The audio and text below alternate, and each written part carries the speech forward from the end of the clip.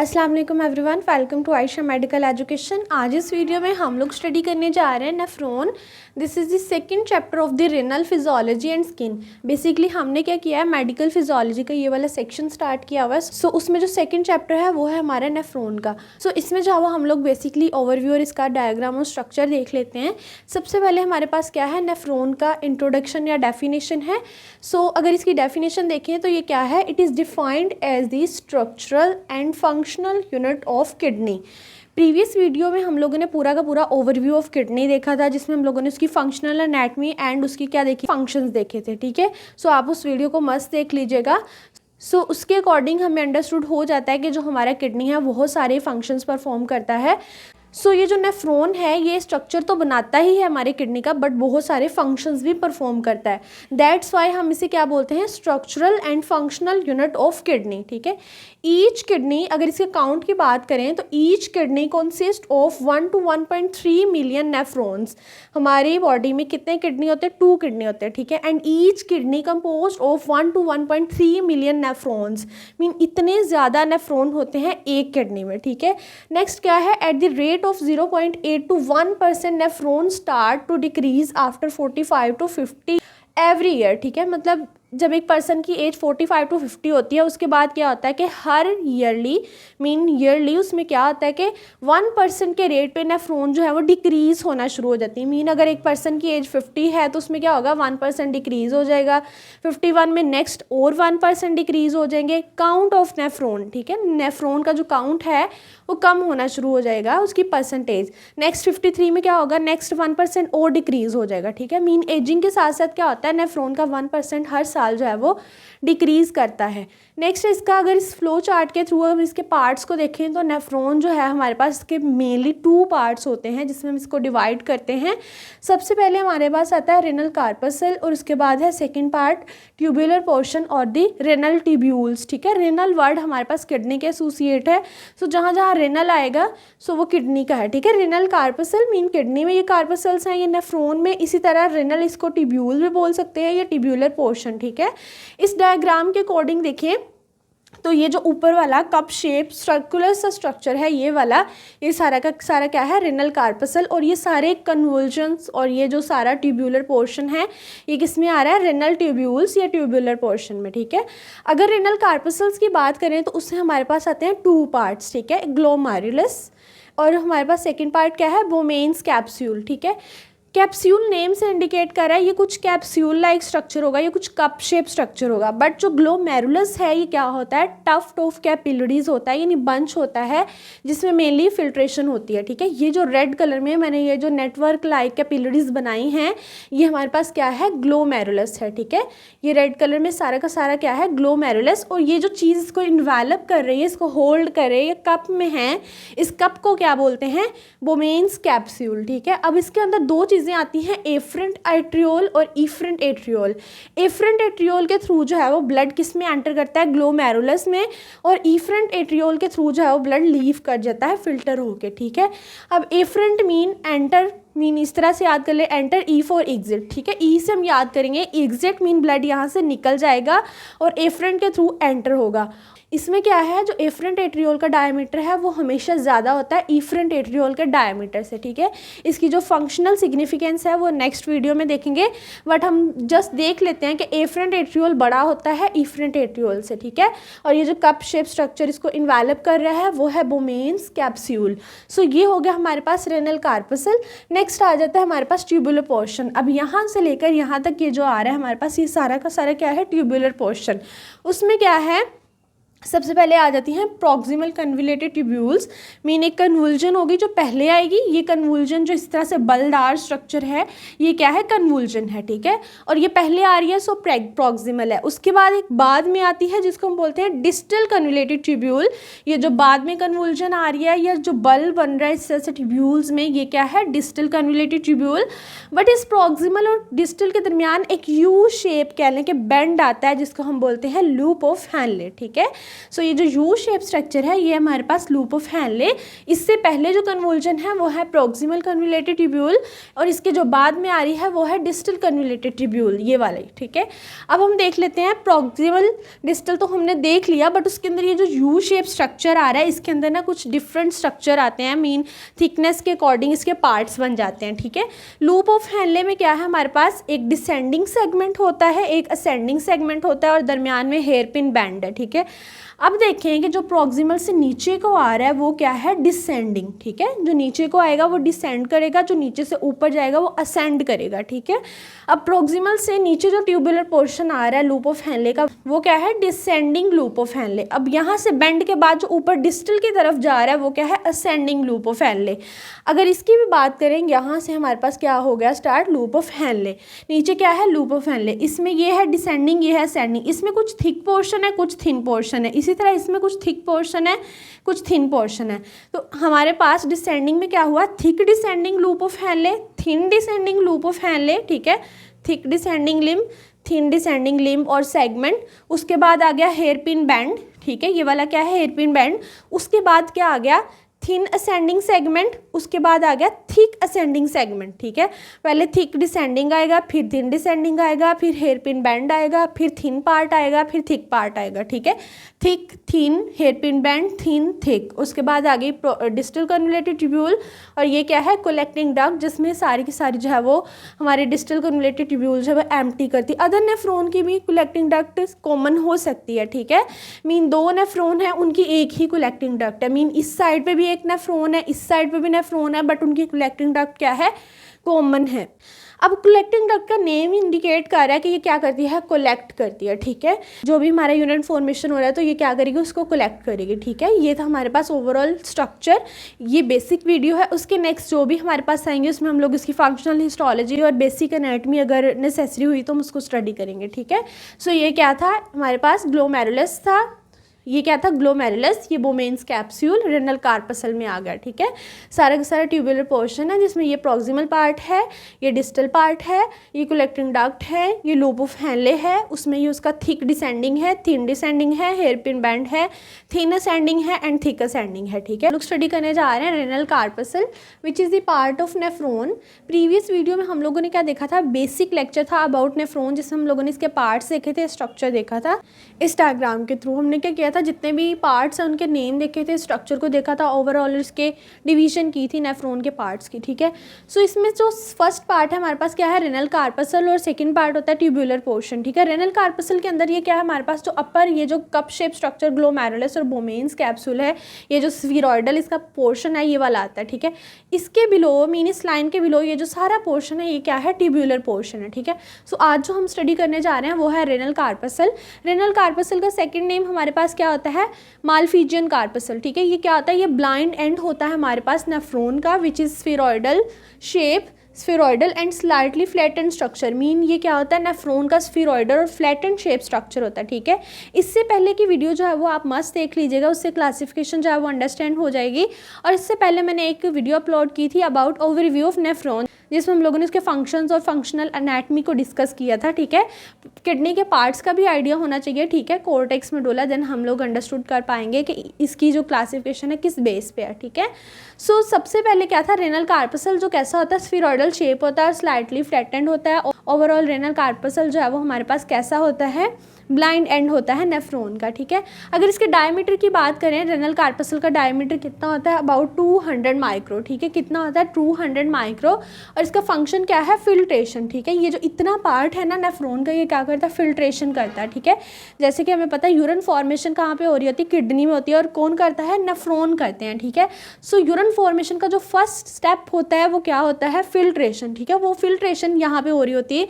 Next जो भी हमारे पास फंक्शंस आएंगे वो ट्यूबुलर पोर्शन जो है वो परफॉर्म करेगा। ठीक है, नेक्स्ट आ जाती है रेनल कार्पसल की situation, mean renal corpuscles kidney के किस किस पार्ट में प्रेजेंट हैं। ठीक है, सो सिचुएशन कहाँ पे है, renal corpuscle situated in the cortex which is the periphery और द मेडुला। ठीक है, हमें पता है कि जो कॉर्टेक्स होती है ना किडनी की, वो आउटर पार्ट होता है और ये पेरिफेरल पार्ट होता है, ठीक है। आउटर कॉर्टेक्स और मेडुला जो होता है वो कॉर्टेक्स से इनर होता है, ठीक है।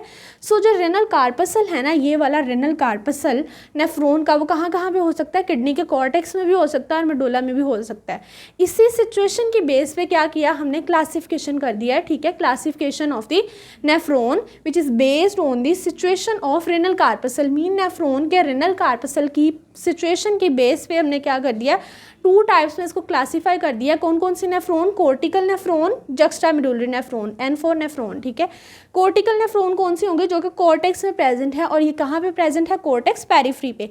सो ये वाली कोर्टिकल नेफ्रॉन कौन सी होंगी, सुपरफिशियल नेफ्रॉन होंगी, which are about 85% of the nephron in human body, ठीक है। सो ज़्यादा पोर्शन जो नेफ्रॉन का होता है वो कौन सा होता है, कोर्टिकल नेफ्रॉन का होता है। नेक्स्ट आ जाती है हमारे पास जक्स्टामेडुलरी, ये क्या होती है, हमारे पास डीप नेफ्रॉन होती हैं, जैसा कि हमें पता है मेडुला थोड़ा इनर होता है। So juxtamedullary present in the inner cortex near medulla, या तो इनर कॉर्टेक्स में होंगी विच इज़ नियर मेडुला, ठीक है, और एट द कोर्टिकोमेडुलरी जंक्शन, जहाँ पे कॉर्टेक्स और मेडुला का जंक्शन हो रहा है वहाँ पर प्रेजेंट होंगी जक्स्टामेडुलरी, ठीक है। मेडुलरी नेम से शो कर रहा है मेडुला में होंगी, कॉर्टिकल नेम से शो कर रहा है कॉर्टेक्स में, ठीक है। सो कॉर्टिकल नेफ्रॉन और जक्स्टामेडुलरी ये क्या होंगे, डीप होंगे, ये होंगे सुपरफिशियल, ठीक है। सो इसी रेनल कार्पसल की सिचुएशन की बेस पे हमने 2 टाइप्स देख ली है नेफ्रॉन की, ठीक है। नेक्स्ट आ जाता है अब ग्लोमेरुलस। ओवरऑल हमने बात की थी रेनल कार्पसल की, ठीक है, जिसके अंदर क्या था, ग्लोमेरुलस और बोमेन्स कैप्सूल। अब इसका जो ये स्ट्रक्चर है ग्लोमेरुलस, जो कि रेड कलर में टफ्ट ऑफ कैपिलरीज है, उसको अब स्टडी करेंगे, ठीक है। ये क्या है, टफ्ट ऑफ कैपिलरीज, ये होता है ग्लोमेरुलस, और इसको जो होल्ड करके जो कप शेप स्ट्रक्चर रखता है वो है हमारे पास बोमेन्स कैप्सूल, ठीक है। This is the Bowman's capsule, ये वाला स्ट्रक्चर, ठीक है। इस लाइन से अबव क्या है, रेनल कार्पसल।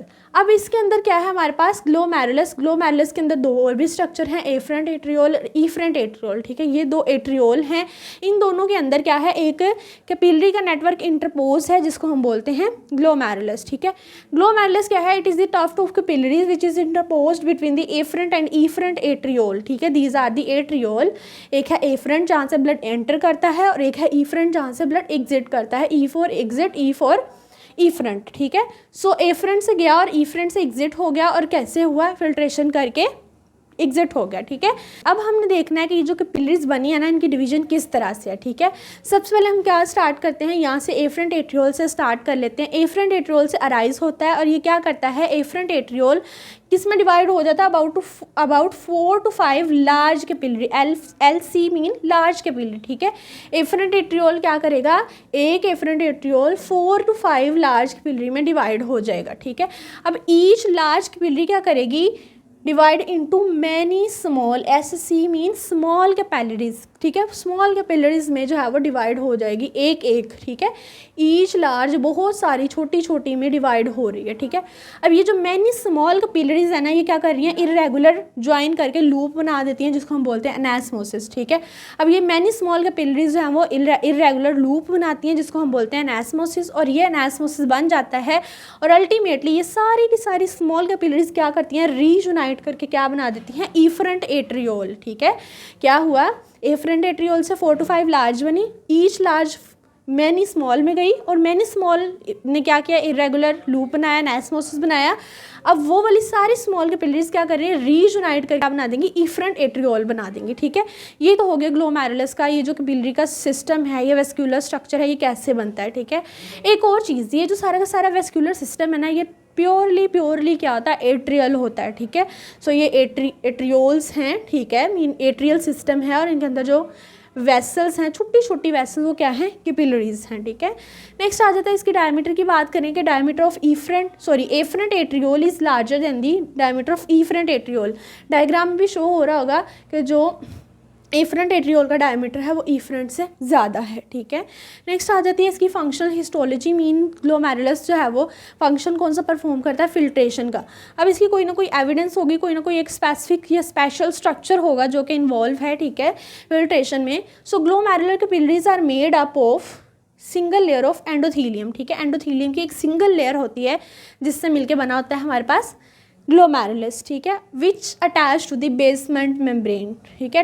बेसमेंट मेम्ब्रेन के साथ ये अटैच होती है endothelium, and endothelium has many pores, ठीक है। ये जो एंडोथीलियल लेयर है इसके अंदर क्या होते हैं, बहुत सारे छोटे छोटे पोर्स होते हैं जिसको हम बोलते हैं फिनिस्ट्री, ठीक है।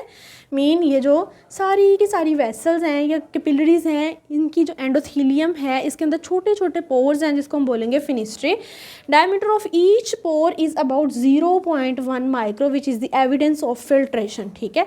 ये पोर जो है ये हमारे पास एविडेंस होती है कि ये फिल्ट्रेशन का फंक्शन यहाँ पर ज़रूर परफॉर्म हो रहा है, किसके अंदर, ग्लोमेरुलस के अंदर। अगर इसके हम साइज़ की भी बात करें डायमीटर की, तो ये बहुत ही स्मॉल वैल्यू है, 0.1 माइक्रो। कितनी है रेनल कार्पसल, 200 माइक्रो का, और ये 1 माइक्रो भी नहीं है, 0.1 माइक्रो है पोर का जो डायमीटर है, ठीक है। सो फिनिस्ट्री जो है ये क्या करते हैं, एविडेंस है हमारे पास फिल्ट्रेशन की कि यहाँ पर क्या हो रहा है, यूरिन फॉर्मेशन का जो है वो स्टेप है फिल्ट्रेशन, ये परफॉर्म हो रहा है, ठीक है। Bowman's capsule which is the second part of renal corpuscle. Basically हम लोगों ने चैप्टर स्टार्ट किया हुआ है नेफ्रॉन, जिसमें हम लोग सबसे पहले स्टडी क्या कर रहे थे, नेफ्रॉन का फर्स्ट पार्ट रेनल कार्पसल, और दूसरा पार्ट होता है हमारे पास ट्यूब्यूलर पोर्शन, ठीक है। सो ये वाला जो अपर पोर्शन है, ये वाला सारा का सारा, ये क्या है हमारे पास, रेनल कार्पसल, जिसके अंदर आता है रेड कलर में ये ग्लोमेरुलस, और ये जो कप शेप स्ट्रक्चर है बोमेन्स कैप्सूल, ठीक है।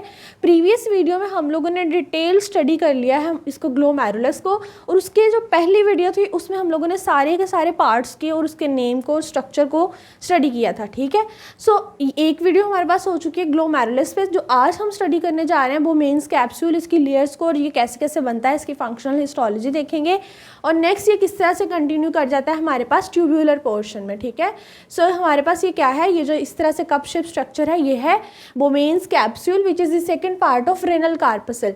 बोमेन्स कैप्सूल होता क्या है, ये एक कैप्सूलर स्ट्रक्चर है which encloses glomerulus and its diameter is about 200 micro, ठीक है। इसका डायमीटर कितना है, 200 माइक्रो है, और ये क्या करता है, ये इंक्लोज करता है tuft of capillaries which is called glomerulus. Mean glomerulus को होल्ड करके रखता है, ये कैप्सूलर स्ट्रक्चर है, और ये किससे बनता है, it is formed bye 2 layers, ठीक है। इसकी कितनी लेयर्स होती हैं, 2 layers, inner visceral layer and outer parietal layer. ये जो आपको ब्लू कलर में नजर आ रही है ये इनर लेयर है विच इज़ कॉल्ड विजरल लेयर, और ये जो ग्रीन कलर में है ये है पेराइटल लेयर। मैंने इन दोनों के कलर्स को क्यों डिफरेंट कर दिया है, ताकि हमें अंडरस्टूड हो सके कि ये कौन सी विजरल है और कौन सी पेराइटल। बेसिकली यही लेयर जो है इस तरह से फोल्ड होकर इस पोल पे ये दूसरी लेयर बन जाती है, ठीक है। सो ये पूरा का पूरा क्या है, कैप्सूलर पोर्शन है ये वाला। इसकी ब्लू लेयर है विजरल, और ये जो ग्रीन लेयर है ये क्या है, पेराइटल लेयर। नेक्स्ट हम देखते हैं किस तरह से बेंड होके क्या क्या बन जाता है। विजरल कवर्स विजरल लेयर, ठीक है। विजरल लेयर क्या करती है, कवर करती है ग्लोमेरुलर कैपिलरीज को। देखा जाए तो इन दोनों में से कौन सी लेयर है जो डायरेक्टली ग्लोमेरुलस के साथ कांटेक्ट में है, वो है हमारे पास ब्लू वाली, ठीक है। सो ये ब्लू वाली क्या है, विजरल लेयर है, जो कि डायरेक्टली क्या करती है, ग्लोमेरुलर कैपिलरीज को कवर करती है, ठीक है। हम कैपिलरी का वर्ड क्यों यूज़ कर रहे हैं, क्योंकि ये होती ही कैपिलरीज है, स्मॉल स्मॉल सी वेसल्स होती हैं। प्रीवियस वीडियो ग्लोमेरुलस वाली आप मस्त देख लीजिएगा, क्योंकि ग्लोमेरुलस का इस विजरल लेयर के साथ कहीं ना कहीं कनेक्शन बनता है और फिल्टरिंग मेम्ब्रेन बनती है। सो इन दोनों को क्या है, हमने ज्वाइन करके पढ़ना है, ठीक है। सो ग्लोमेरुलस आप देख लीजिएगा, यहाँ पे सारा कॉन्सेप्ट जो है वो ग्लोमेरुलस और बोमेन्स का मिक्स हो जाएगा, ठीक है। नेक्स्ट क्या है, it is continue as a parietal layer. ये क्या करती है, यही जो विजरल लेयर है पेराइटल बन जाती है एट विजरल पोल, ठीक है। देखा जाए ये जो ब्लू पोर्शन है यहाँ से साइड से बेंड होके ना इस तरह से यही बेंड होके क्या बन जाता है, पेराइटल लेयर बन जाता है एट विजरल पोल। ये विजरल लेयर क्या करेगी, विजरल पोल पे आएगी और बेंड होके किस में कन्वर्ट हो जाएगी, पेराइटल लेयर में, ठीक है। मीन इनके सेम सेल्स रहेंगे। मीन अगर ये एपिथेलियल से बन रही है तो ये भी एपिथेलियल सेल से ही होगी, बस क्या करेगी कि बेंड करके दूसरी लेयर में कन्वर्ट हो जाएगी, ठीक है। उसके बाद क्या आ जाता है हमारे पास, parietal layer continue with the tubular portion of the nephron. अब देखा जाए यहाँ पे क्या हो रहा है, पेराइटल लेयर इस तरह से बन के ज्वाइन नहीं की, यहाँ पे फिर भी एक क्लेफ्ट छोड़ दिया, ठीक है। और इसी क्लेफ्ट पे आके इसने क्या किया, नीचे फर्दर ये कंटिन्यू कर गया किसमें, tubular portion of the nephron. Mean सारे के सारे ये जो हमारे पास कन्वुल्जन और ये जो स्ट्रक्चर बन रहा है, proximal convoluted tubule, loop of Henle, distal और ये कलेक्टिंग डक्ट, ये सारे के सारे आगे किसकी कॉन्टिन्यूशन है, इसी पेराइटल लेयर की है, ठीक है। सो इसने क्या किया, यहाँ पे कंटिन्यू करके किसमें कन्वर्ट होगी, ट्यूब्यूलर पोर्शन में। Cleft like space between visceral and parietal continue as the lumen of tubular portion. Mean यही क्लेफ्ट जो है, यही जो स्पेस है क्या बना देती है, lumen of the tubular portion. Mean वो जो ट्यूब्यूलर स्ट्रक्चर है उसकी ल्यूमन बनाती है, ठीक है।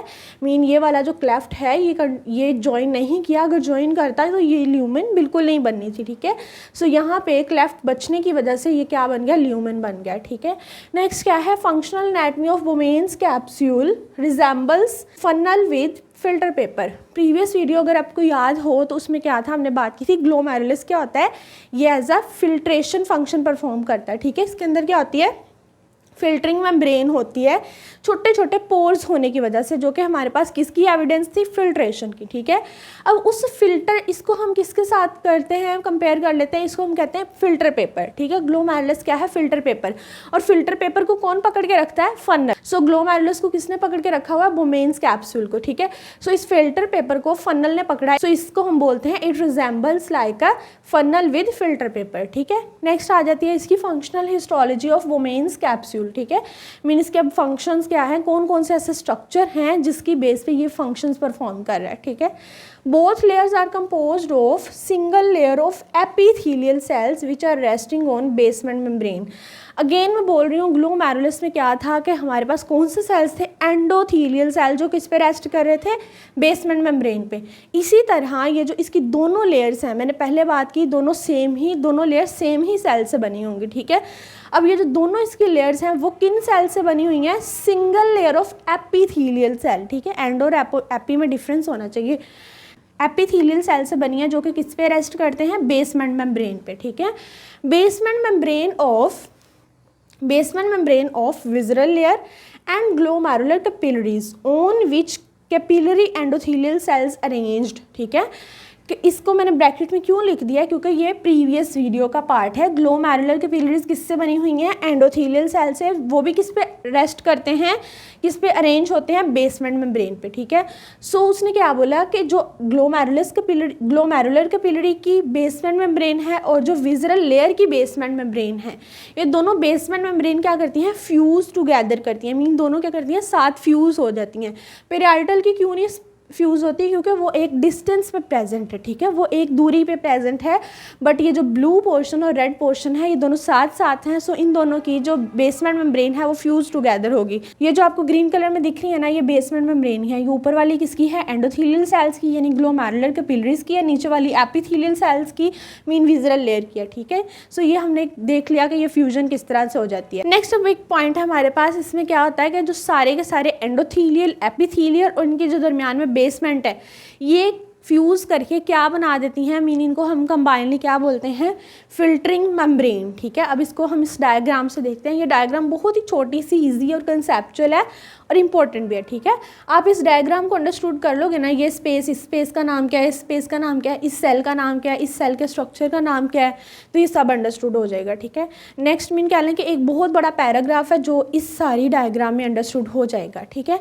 अब ऊपर क्या थी, कैपिलरी एंडोथेलियल, मीन कैपिलरी किसकी है, ग्लोमेरुलस की, और वो किससे बनी है, एंडोथेलियल की, ठीक है। ब्लू कलर में ऊपर एंडोथेलियल है, ब्लैक कलर में नीचे एपिथेलियल है, और दरमियान में ग्रीन कलर की क्या है, बेसमेंट मेम्ब्रेन, ठीक है।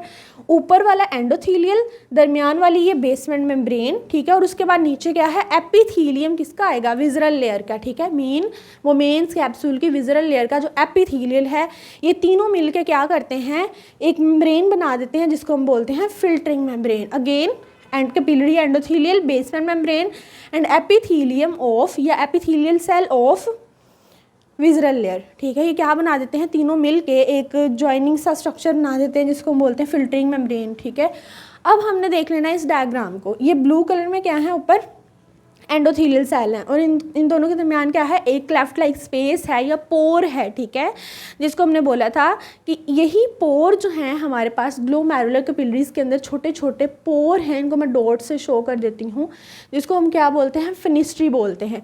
और यही फिनिस्ट्री जो होते हैं, ये एविडेंस होता है फिल्ट्रेशन का। और इनका डायमीटर कितना था, 0.1 माइक्रोमीन, बहुत ही कम था। ये फर्स्ट वीडियो का पार्ट है, ठीक है। सो ये क्या है, छोटे छोटे पोर हैं जिसको स्पेस को बोलेंगे, एंडोथेलियल सेल के दरमियान फिनिस्ट्री बोलेंगे, और ये क्या है, एंडोथेलियल सेल है। अब ग्रीन लेयर क्या है, बेसमेंट मेम्ब्रेन है। अब नीचे आ जाते हैं, ये क्या है, एपिथेलियल सेल है, ठीक है।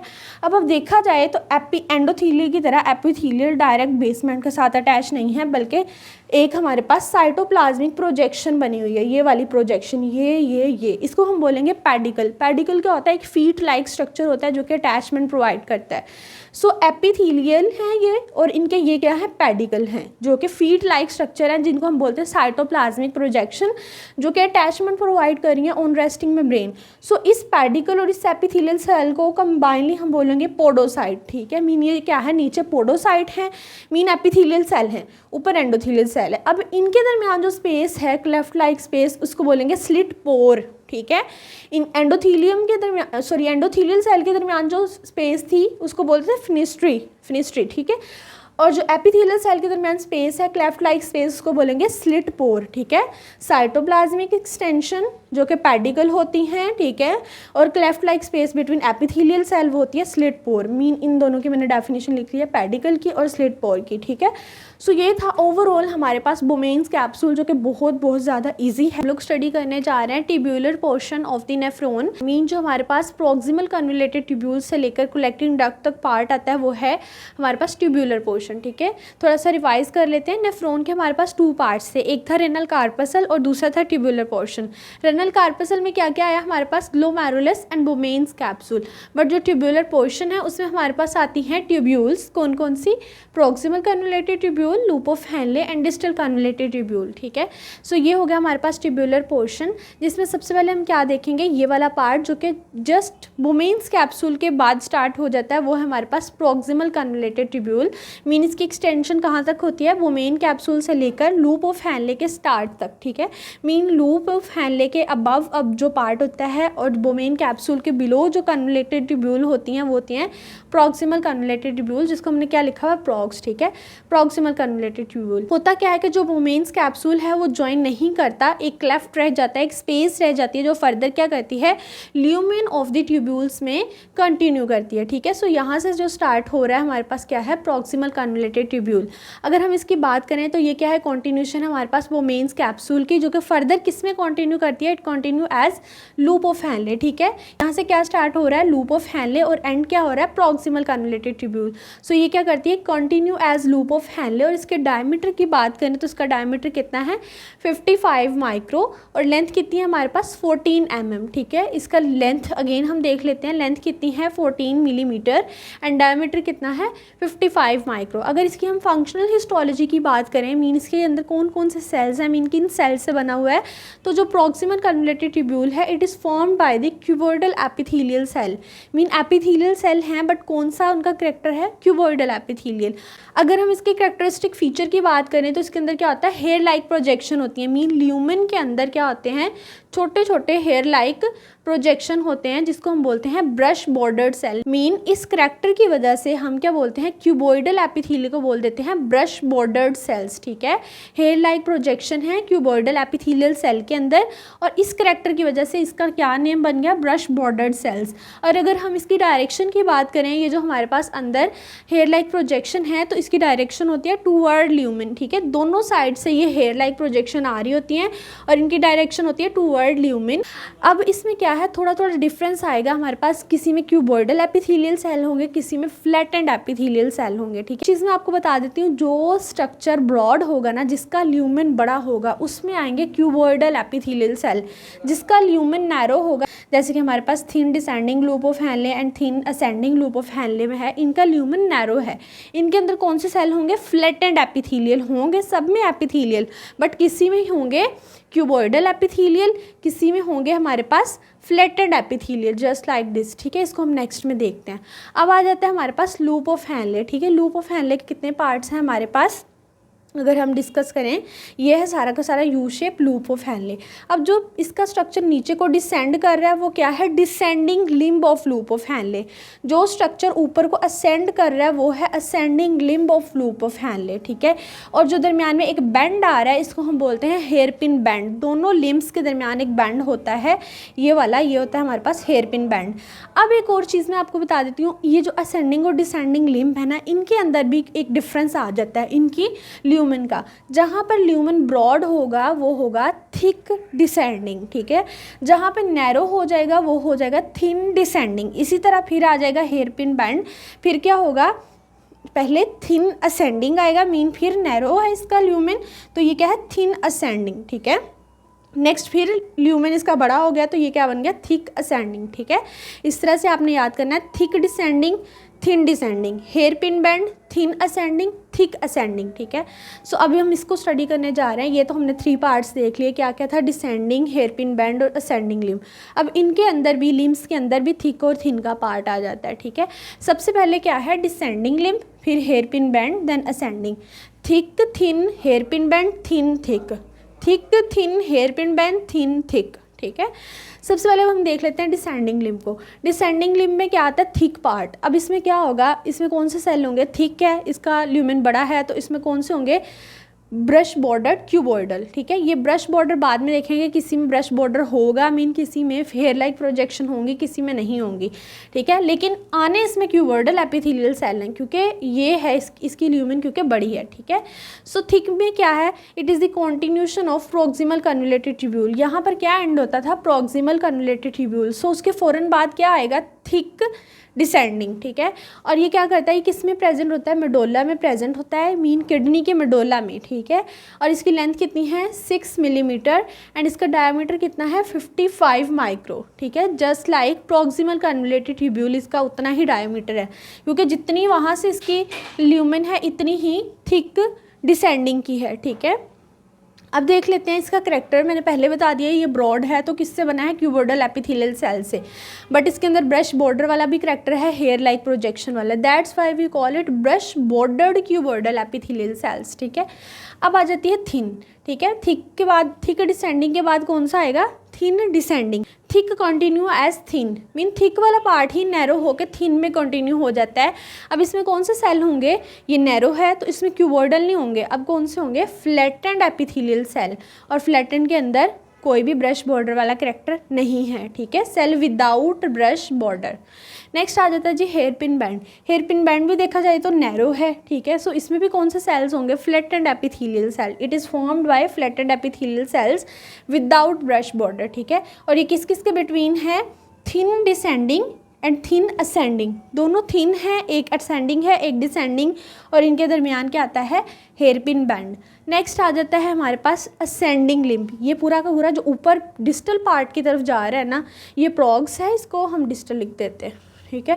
ये जो कन्वुल्जन है ना, सारी की सारी डिस्टल कन्वोलेटेड ट्यूब्यूल है। ये अब हमारे पास पोर्शन है, इससे पीछे तक जो पोर्शन यू शेप का आता है लिम्ब, वो है असेंडिंग लिम्ब, ठीक है। अब इसमें ये क्या है, थिन है, पहले थिन आएगा फिर थिक आएगा। अब इसमें कौन से सेल होंगे, फ्लैटेंड एपिथेलियल सेल होंगे। It is formed by the flattened epithelial cell without brush border. इसके अंदर ब्रश बॉर्डर नहीं है, ठीक है।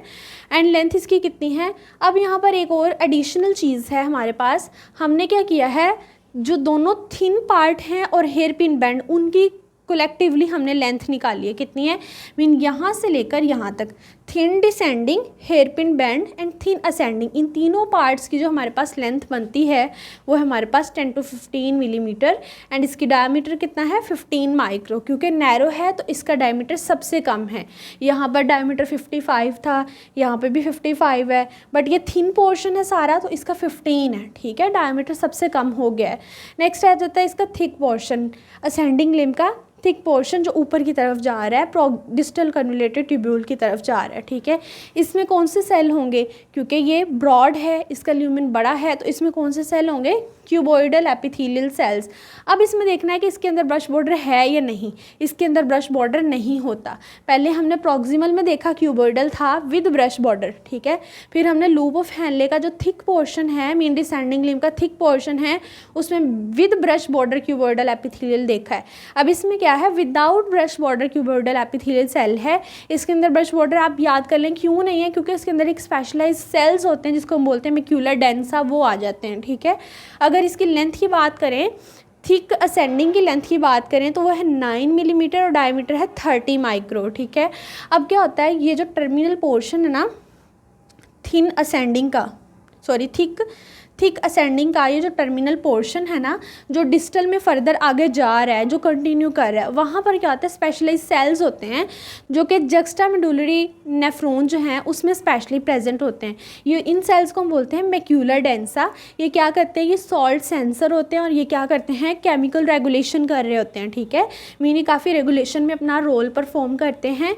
मैक्यूला डेंसा कहाँ पर होते हैं, at the terminal portion of the thick ascending limb of loop of Henle, ठीक है। नेक्स्ट आ जाती है हमारे पास length and extent of loop of Henle, ठीक है। अब जो लूप ऑफ हैनले है ये वाला स्ट्रक्चर, इसकी लेंथ वेरी करती है डिफरेंट नेफ्रॉन में। अगर आपको वो वीडियो याद हो जिसमें हमने क्या किया था, क्लासिफिकेशन ऑफ नेफ्रॉन देखा था। एक थी नेफ्रॉन हमारे पास कोर्टिकल नेफ्रॉन, एक थी जक्स्टामेडुलरी। कोर्टिकल नेफ्रॉन नेम से इंडिकेट कर रहा है वो किडनी के कॉर्टेक्स तक रहेंगी, ठीक है। और जो जक्स्टामेडुलरी होती हैं वो क्या होती हैं, डीपली प्रेजेंट होती है और वो कहाँ तक पेनिट्रेट करती हैं, इनर मेडुला तक, ठीक है। ये जो हेयर पिन बैंड है ना, इसकी पेनिट्रेशन से हम इसकी लेंथ को डिस्कस करेंगे। कोर्टिकल नेफ्रॉन में क्या होगा, जो हेयर पिन बैंड है ये इतना ज़्यादा पेनिट्रेट नहीं करेगा, ये आउटर मेडुला तक रहेगा। जबकि जक्स्टामेडुलरी नेफ्रॉन जो है वो हमारे पास क्या होती हैं, डीप होती हैं, ठीक है, वो डीपली पेनिट्रेट करती हैं। सो जक्स्टामेडुलरी नेफ्रॉन का जो हेयर पिन बैंड होगा वो कहाँ तक जाएगा, इनर मेडुला तक, ठीक है। जस्ट आपने 2 पॉइंट्स याद कर लेने हैं, कौन कौन सा, कोर्टिकल, ठीक है, एंड जक्स्टामेडुलरी, ठीक है। कोर्टिकल में क्या होगा, आउटर मेडुला तक पेनिट्रेट करेगा, जबकि जक्स्टामेडुलरी डीपली प्रेजेंट होती हैं तो इसमें क्या होगा, इनर मेडुला तक हेयर पिन बैंड पेनिट्रेट करेगा। डिस्टल कन्वोल्यूटेड ट्यूब्यूल देखेंगे, collecting duct and then passage of urine को स्टडी करके हम इसको एंड कर देंगे। नेफ्रॉन चैप्टर जो है वो हमारा कंप्लीट हो जाएगा। रिनल फिजियोलॉजी का ये सेकंड चैप्टर है। पहला चैप्टर जो था उसमें हमने ओवरव्यू ऑफ किडनी देखा था, जिसमें हम लोगों ने उसकी फंक्शनल एनाटॉमी और फिजियोलॉजी को देखा था। सो ये जो नेफ्रॉन है इस पर हमारे पास थी फर्स्ट वीडियो जिसमें हम लोगों ने क्या स्टडी किया था, इसका स्ट्रक्चर, इसके पार्ट देखे थे। सेकेंड वीडियो इसकी ग्लोमेरुलस पे थी, थर्ड जो है वो मेन कैप्सूल पे, देन फोर्थ और फिफ्थ वीडियो जिसमें हम लोग इसका ट्यूबुलर पोर्शन स्टडी कर रहे हैं, ठीक है। सो इसमें जो सबसे पहले हम पढ़ेंगे ना आज, वो है हमारे पास डिस्टल कन्वोल्यूटेड ट्यूब्यूल। अगर इस डायग्राम में देखें तो हमारे पास डिस्टल कन्वोल्यूटेड ट्यूब्यूल कहाँ पर आती हैं, ये वाले, ठीक है। डिस्टल कन्वोल्यूटेड ट्यूब्यूल है, this is the proximal, this is the U shape Henle, ठीक है। और ये है डिस्टल कन्वोल्यूटेड ट्यूब्यूल, मीन जो डिस्टली कन्वुल्जन प्रेजेंट है नेफ्रॉन में वो है डिस्टल कन्वोल्यूटेड ट्यूब्यूल, ठीक है। उसके बाद आ जाता है जी कलेक्टिंग डक्ट, ये है हमारे पास कलेक्टिंग डक्ट। सबसे पहले हम डिस्टल कन्वोल्यूटेड ट्यूब्यूल को देखते हैं। It is the continuation of thick ascending, ठीक है। सिर्फ असेंडिंग लूप ऑफ हैनले की नहीं, बल्कि उसका जो थिक पोर्शन है उसकी ये कंटिन्यूएशन होती है। होता क्या है कि ये जो लूप ऑफ हैनले है उसका ये वाला लिम्ब कौन सा होता है, असेंडिंग लिम्ब, जो डिस्टल कन्वोल्यूटेड ट्यूब्यूल की तरफ जाता है, उसका ये वाला थिन पार्ट है और ये थिक पार्ट है, थिक असेंडिंग, ठीक है। सो ये थिक असेंडिंग लिम्ब जो है वो लूप ऑफ हैनले का उसकी कंटिन्यूएशन होती है, जो क्या बन जाती है हमारे पास डिस्टल कन्वोल्यूटेड ट्यूब्यूल। और ये नेक्स्ट क्या करती है, किस में कंटिन्यू करती है, एज कलेक्टिंग डक्ट, ठीक है। इसके बाद क्या बन रहा है, कलेक्टिंग डक्ट ही तो बन रही है। So distal convoluted tubule continue as collecting duct. इसके अगर डायमीटर की बात करें तो ये था हमारे पास 2250 माइक्रो एंड लेंथ कितनी है 14.5 to 15 मिलीमीटर, ठीक है। ये इसकी लेंथ है। बेसिकली ये जो हम ट्यूबुलर पोर्शन पढ़ रहे हैं उसमें क्या है कि डायमीटर लेंथ ऐसी दो चीज़ें हैं जिनको याद करना पड़ेगा, बाकी सब चीज़ें जो है वो इस डायग्राम से अंडरस्टूड हैं, ठीक है। उसके बाद आ जाते हैं हमारे पास फंक्शनल हिस्टोलॉजी, मीन जो हमारा डिस्टल कन्वोल्यूटेड ट्यूब्यूल का पार्ट है वो किन सेल से बना है। प्रीवियस वीडियो में ना हम लोगों ने डिटेल स्टडी कर लिया था कि कौन कौन सा पार्ट किस किस सेल से बना हुआ है, ठीक है। अगर हम थोड़ा सा रिवाइज करें तो इसमें क्या है कि ग्लोमेरुलस एंडोथीलियल से बनता है, ये एपिथीलियल से बनता है, देन प्रॉक्सिमल पार्ट जो है वो क्यूबॉइडल एपिथीलियल से बनता है, ठीक है। देन इसमें फ्लैटेंड सेल आ जाते हैं, इसमें फिर अगेन क्या है क्यूबॉइडल एपिथीलियल। मैंने एक बात बताई थी कि जो हमेशा ब्रॉड पार्ट होता है ना ल्यूमेन का, जिसमें ट्यूब्यूल थिक है और उनका ल्यूमेन बड़ा है, वहाँ पे कौन से सेल होंगे, क्यूबॉइडल एपिथेलियल होंगे, ठीक है। सो इसी तरह ये पार्ट तो नैरो थे, बट इसमें क्या है डिस्टल पार्ट अगेन क्या बन गया है, थिक बन गया है, ठीक है। इसमें कौन से सेल होंगे, cuboidal epithelial cell. Previous video जो है वो ट्यूबुलर पोर्शन के आप मस्त देख लीजिएगा, बहुत सारे कॉन्सेप्ट क्लियर हो जाएंगे, ठीक है। बट इसमें क्या होता है, ये जो क्यूबॉइडल एपिथेलियल सेल हैं विदाउट ब्रश बॉर्डर होते हैं, ठीक है, क्योंकि प्रॉक्सिमल जो थी ना इसके अंदर क्यूबॉइडल एपिथेलियल सेल के अंदर एक स्पेशलाइज करेक्टरिस्टिक था या एक फीचर था। कौन सा फीचर था, ब्रश बॉर्डर का, ठीक है। मीन इसकी ल्यूमन के अंदर ना इस तरह से हेयर लाइक प्रोजेक्शन थी जो कि टुवर्ड ल्यूमन थी, उसको हमने बोला था brush bordered cell. But distal में ऐसा नहीं होता, सिंपल क्यूबॉइडल एपिथेलियल है without brush border. Epithelial cell in the distal convoluted tubule called the interrelated cell which are the I cells, mean इसके अंदर आई सेल्स होते हैं। नेक्स्ट आ जाती है कलेक्टिंग डक्ट। कलेक्टिंग डक्ट जो है वो distal convoluted tubule continue as collecting duct, जैसे कि हमने पहले देखा डिस्टल ही देन कंटिन्यू करके क्या बन जाती है, कलेक्टिंग डक्ट बन जाती है। Initially arched and present in the cortex but lower part in the medulla. इसमें क्या होता है कि ये जो नेफ्रॉन है ना हमारे पास, इसका जो कलेक्टिंग डक्ट का आर्च्ड वाला पार्ट है ना, ये वाला स्टार्टिंग वाला आर्च वाला पार्ट, ये किस में होगा, कॉर्टेक्स में होगा, मीन सुपरफिशियली प्रेजेंट होगा। बट जो उसका जो इस तरह से स्ट्रेट होकर जो लोअर पार्ट है ना इसका, वो किस में चला जाता है, डीपली मेडुला में चला जाता है, किडनी के मेडुला में।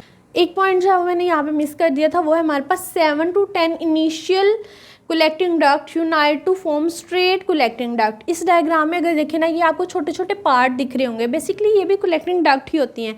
एक वीडियो में हमने क्या बात की थी कि कलेक्टिंग डक्ट जो है वो बहुत सारी नेफ्रॉन की एक कॉमन कलेक्टिंग डक्ट भी हो सकती है, मीन इस साइड पे भी एक नेफ्रॉन होगी, इस साइड पे भी नेफ्रॉन है, इन दोनों नेफ्रॉन की हमारे पास कलेक्टिंग डक्ट कॉमन हो सकती है। ठीक है, इसमें क्या होता है, जो हमारे पास 7 to 10 इनिशियल कलेक्टिंग डक्ट होती हैं वो सब मिल के क्या करती हैं, एक स्ट्रेट कलेक्टिंग डक्ट बना देती हैं। जो आपको स्ट्रेट कलेक्टिंग डक्ट दिख रही है ये हमारे पास 7 to 10 इनिशियल कलेक्टिंग डक्ट के यूनियन से बनी है। ठीक है, नेक्स्ट है हमारे पास इसकी लेंथ, जो हमारे पास कलेक्टिंग डक्ट होती है वो कितनी होती है, 20 to 22 मिलीमीटर, एंड डायमीटर कितना है, 40 to 200 माइक्रो। और इसमें टाइप्स ऑफ सेल कौन से आ रहे हैं, कॉलमनर और the cuboidal epithelial cell, mean epithelial cell ही रहते हैं बट ये कॉलमनर भी हो सकते हैं और क्यूबॉइडल भी। अगर इसकी फंक्शनल हिस्टोलॉजी की बात करें तो इसमें 2 टाइप्स ऑफ सेल्स होते हैं, P cells and I cells. P cells जो हैं वो हमारे पास प्रिंसिपल सेल्स होते हैं, आई सेल्स जो हैं वो हमारे पास इंटरकलेटेड सेल्स होते हैं।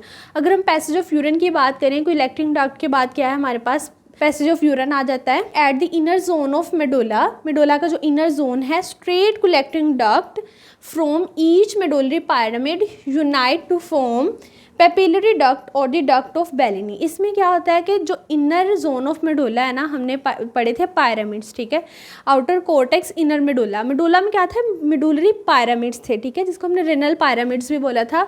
इस तरह से 7 to 8 मेडुलरी पिरामिड्स होते हैं। ठीक है, अब हर पिरामिड में से क्या होता है कि एक स्ट्रेट कलेक्टिंग डक्ट आती है, मीन एक जो पिरामिड है उसके अंदर बहुत सारी नेफ्रॉन होंगी, उन नेफ्रॉन की एक कॉमन स्ट्रेट कलेक्टिंग डक्ट होगी। ठीक है, वो ओपन करेगी माइनर कैलिक्स में, माइनर कैलिक्स देन किस में ओपन करेगा, मेजर कैलिक्स में, और मेजर कैलिक्स ओपन करते हैं हमारे पेल्विस में, देन पेल्विस से यूरेटर, और यूरेटर से यूरिन चला जाता है urinary bladder, and urinary bladder से यूरीथ्रा के थ्रू जो है वो एक्सक्रीट आउट हो जाता है। ठीक है, सो ये हमारे पास पैसेज ऑफ यूरिन, हमने नेफ्रॉन वाला चैप्टर जो है वो कंप्लीट कर लिया है। If you understand this video so please like share and subscribe the channel. Thanks for watching.